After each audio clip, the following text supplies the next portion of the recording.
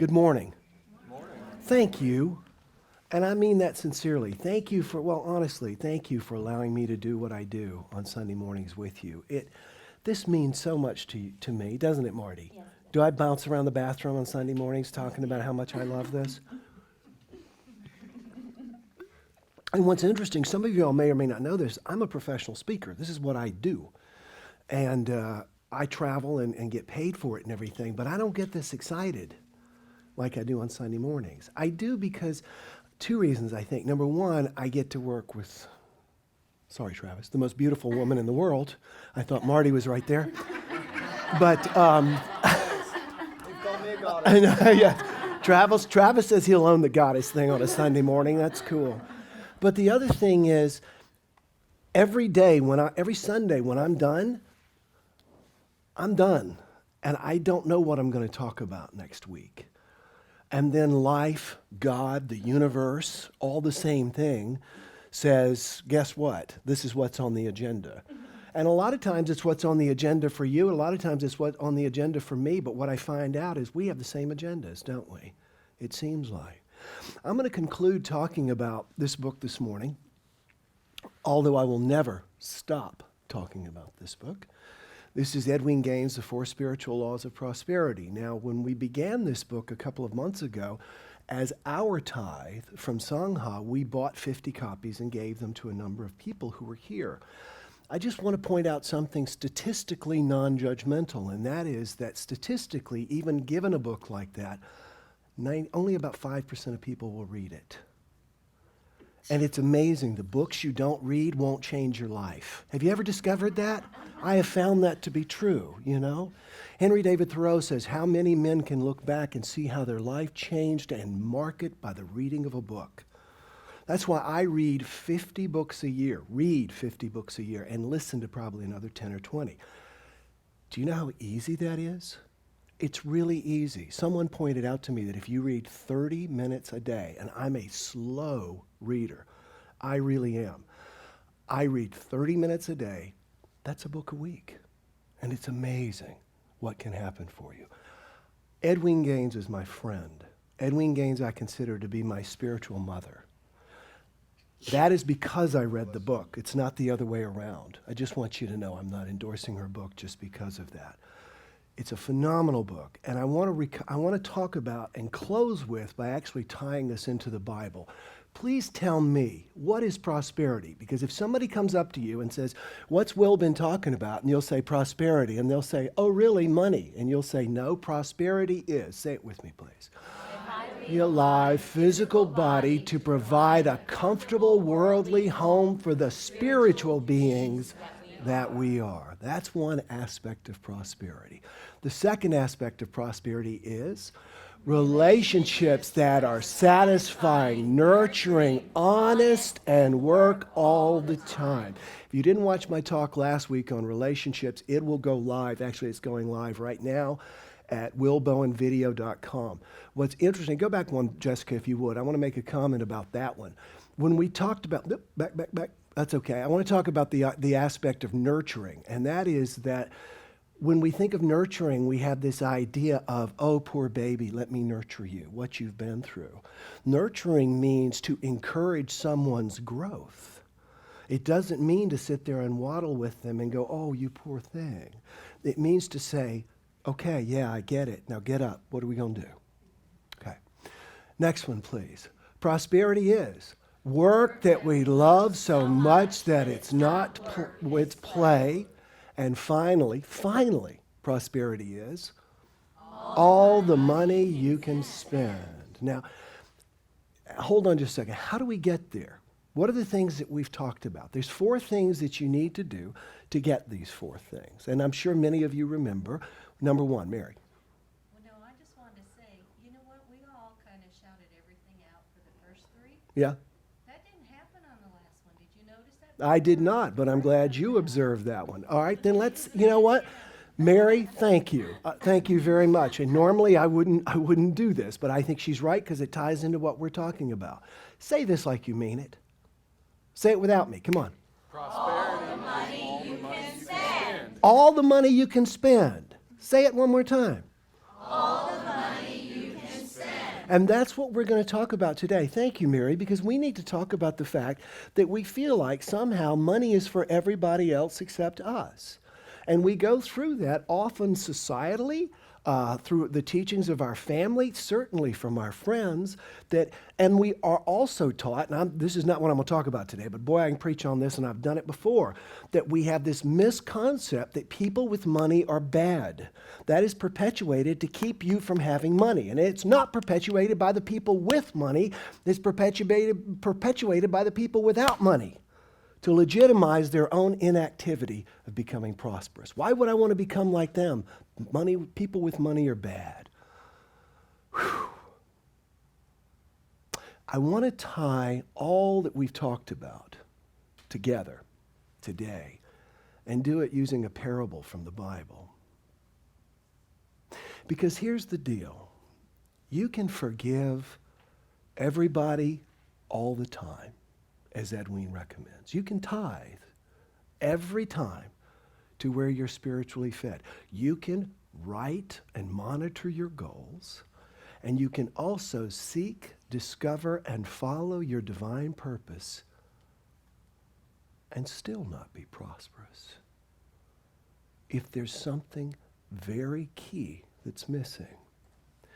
Now let me explain to you by giving you a little bit of context. Tomorrow, Marty and I are leaving with my daughter Leah to go to South Carolina to surprise my father for his 85th birthday.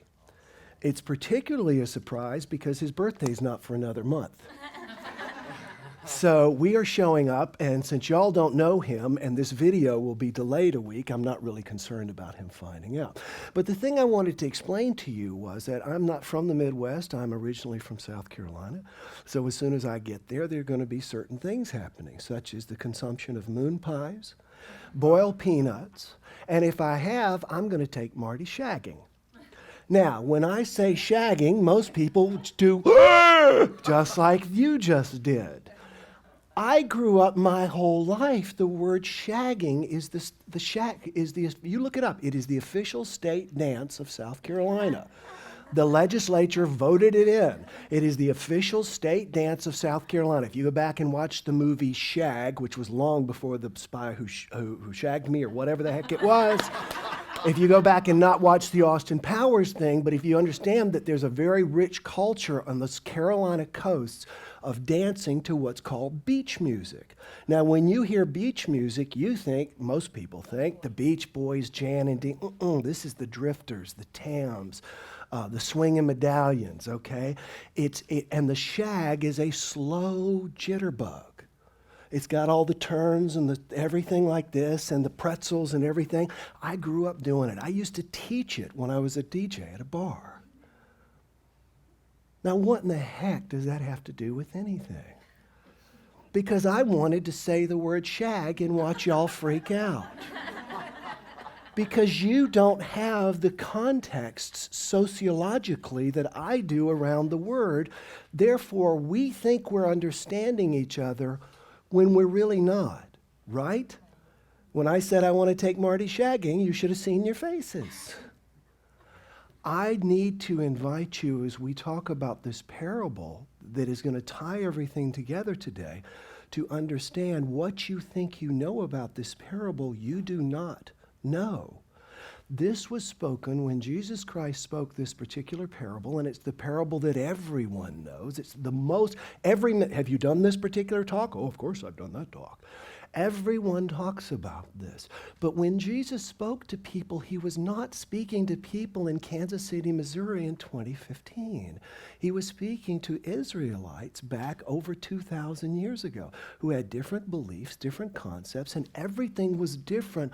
So the story is actually different.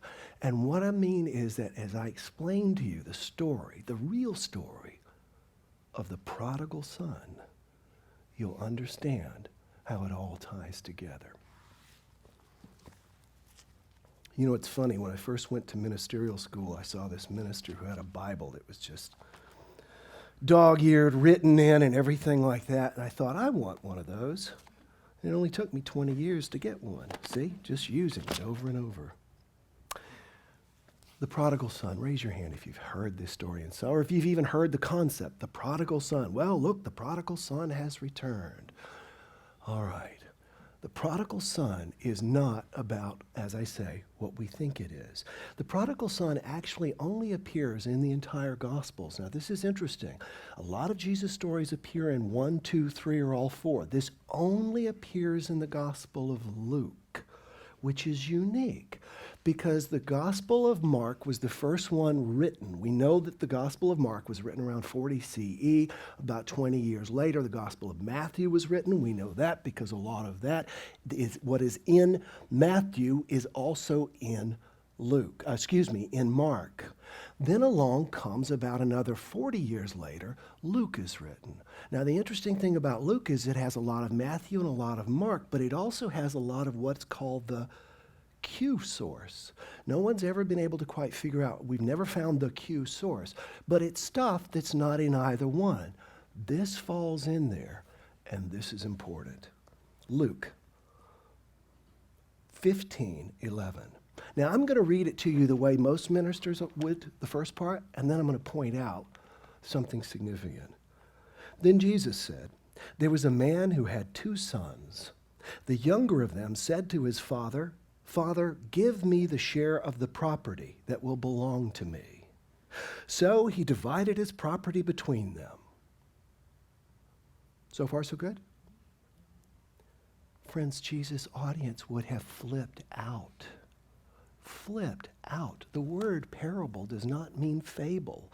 We think that the word parable means it's a story, right? Tell me a story, tell me a fable, tell me a tale, tell me a parable.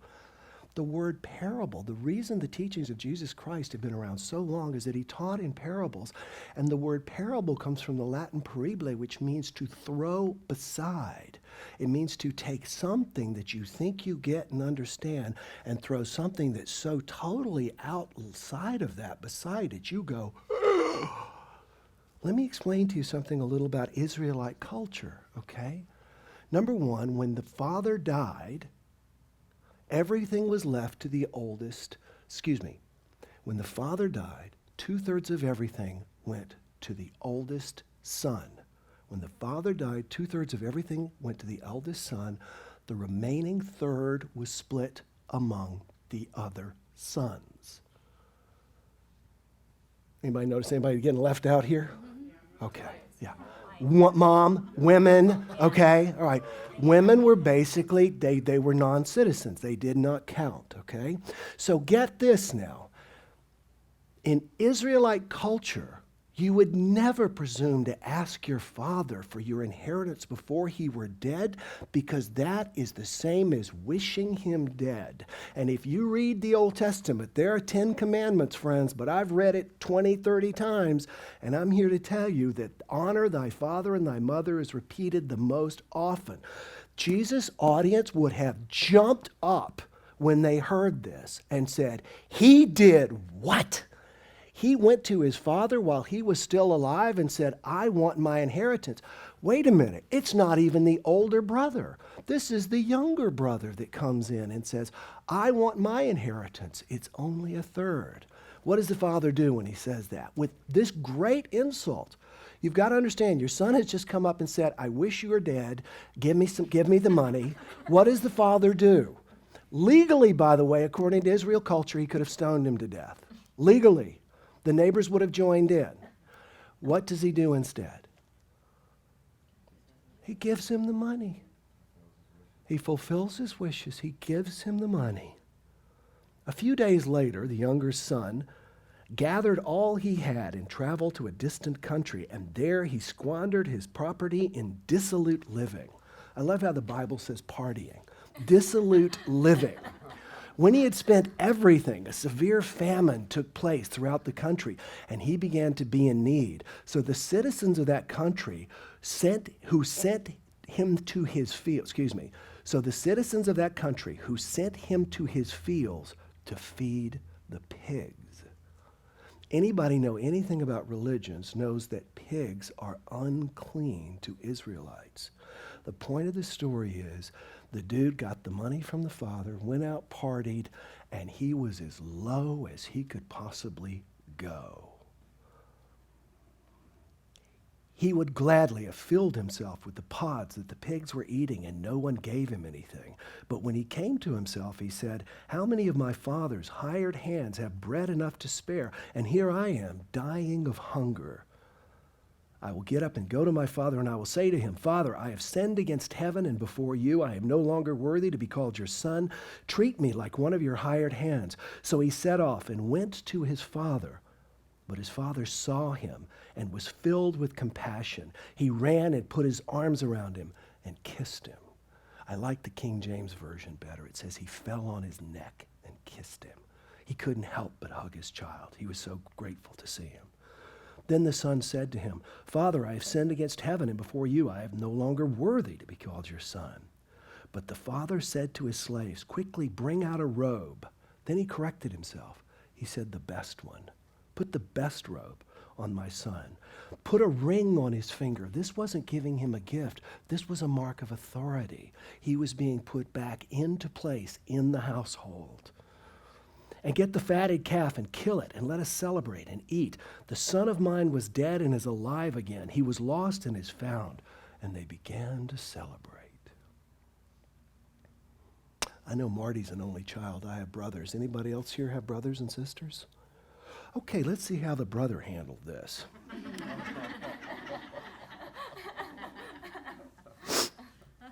Now the elder son was in the field, and when he came in and approached the house, he heard music and dancing. He called one of the slaves and asked what was going on. He replied, your brother has come, and your father has killed the fatted calf because he got him back safe and sound. Then the older brother became angry and refused to go in. Pout, pout, pout. His father came out and began to plead with the older brother, but he answered his father, listen, for all these years I have worked like a slave for you, and I have never disobeyed your command. Yet you have never given me even a young goat so that I may celebrate with my friends. But when his son of your, but I love this line. But when this son of yours comes back, he doesn't say my brother. He says, when this son of yours comes back, who has devoured your property with prostitutes, you kill the fatted calf for him? Then the father said to him, son, you are always with me, and all that is mine is yours. But we had to celebrate and rejoice because this brother of yours, he corrects him, was lost and has been found. We look at people and their finances and we judge them, and in so we limit ourselves.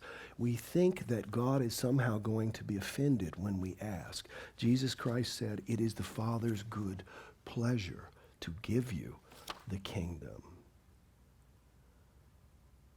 The thing that keeps us back, if we tithe, if we forgive, if we find our divine purpose, if we set goals, is we'll never rise any higher in any level of prosperity than we believe we deserve. Everybody take a deep breath. You will have the finances, the relationships, the job, the health that you feel you deserve. And let me share with you, no one's going to give you permission to have it. You give it to yourself. Anything you desire, you deserve. This story is so beautiful because Jesus is saying God does not get affronted when we ask. God says, here. And we come back all embarrassed because what we did with it. And God says, I love you. Here's more. I love you. And what's really funny, what's great about this story, which I don't even know if you've quite caught yet, what happens when the father dies? Who gets 2/3? The oldest brother. So when he's sitting there having a snit about his father giving away the father's stuff, he's like, I've been here all this time. You haven't ever given me a goat or anything. And here you give the fatted calf to my brother. You're giving away your stuff to this kid who disrespects you. And the father corrects him. He goes, dude, I'm not giving away my stuff. I'm giving away your stuff. Do you get it? When the Father divided everything, he no longer owned anything. He lost his place. He turned it all over to the older brother. What did the older brother do? Work, work, work like a dog, miserable, unhappy, when all the time he was rich. He just needed to realize it. The same is true for you. Don't believe people around you. Don't believe the media. Don't believe the junk that runs in your head. Anything you desire, you deserve in any area of life.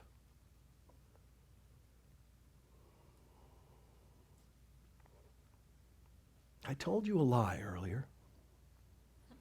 I told you that story only exists in the book of Luke. That's not true. It actually also exists in the Lotus Sutra of Mayavaya Buddhism. That exact same story. Exact same story. With one little change. Same story. Two sons. One asks for the money. Father divides it all between the two of them. One goes off and parties till he, broke. The other one stays here and works. But in this story, and it's a more Shakespearean story, I like this one. Because what happens is the boy's coming back. The father is an old man, so he can't run up and meet him. So he sends servants to do that. And when they run up there, they scare the boy off. He thinks that they're coming to drive him off the land. He has been gone for so long, he doesn't remember what his home looks like. He doesn't remember what his father looks like. Let me ask you a question. When it comes to prosperity and God being your prosperity, do you ever get the point where you don't know what home looks like and you don't know what your father looks like? You just feel so separated in some areas of prosperity? Well, in this story, what happens instead is the father hires the boy, and the boy doesn't recognize his father. He can't take on that he still really is welcome and still really belongs there and still really deserves everything. And the father even tries to tell him in the Buddhist version of the story. And yet the boy doesn't believe it. So what the father does is he keeps giving him more responsibility and more money and more responsibility and more money and more responsibility and more money. And the moral of this is God wins. No matter where you are psychologically, if you're not where you want to be in your world, you're going to suffer. If you're not where you want to be physically, if you're not where you want to be with money, if you're not where you want to be with your career, if you're not where you want to be with relationships, you're going to suffer. God's going to keep giving you a little bit more responsibility until you can handle more and more. And it keeps you moving in the direction. There's nothing we can do to move out of God's graces except refuse to participate. It's there for all of us. Take somebody's hand. Let's close in prayer. Travis, man.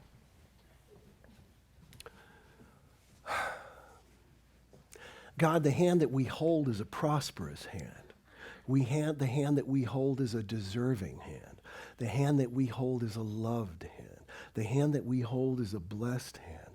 The hand that we hold is the hand of God. For God is all places equally present. We open our minds to all that is possible for us, and we affirm that for everyone else. And so it is. Amen.